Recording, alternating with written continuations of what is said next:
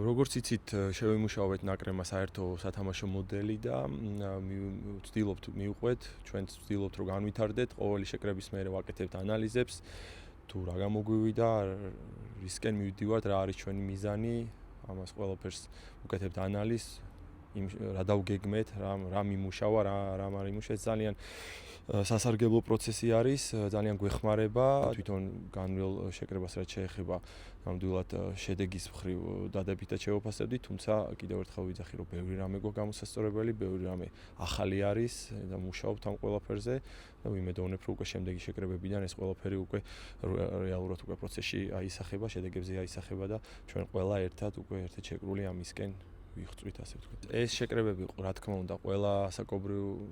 ნაკრებზე არის გათვლილი, ყოველი ასაკობრივი ნაკრების შეკრების შემდეგ გაკეთდება ანალიზები, სტაფი ერთად გავივლით, თუ რა გამოვიდა, რა არ გამოვიდა, რაზე უნდა ვიმუშაოთ შემდგომში, ერთმანეთს ვეხმარებით, სვავ შეკითხვებს, ეს არის ნამდვილად საჭირო პროცესი და მხოლოდ ესეთი პროცესების და ესეთი შეხვედრების შემდეგ რეალურად მიდიხარ განვითარებისკენ და სიახლეებისკენ, ამიტომ ჩვენც ვცდილობთ, რომ ეს ყველაფერი უკვე რეალურად პროცესში აისახოს შედეგებს და ასე შემდეგ.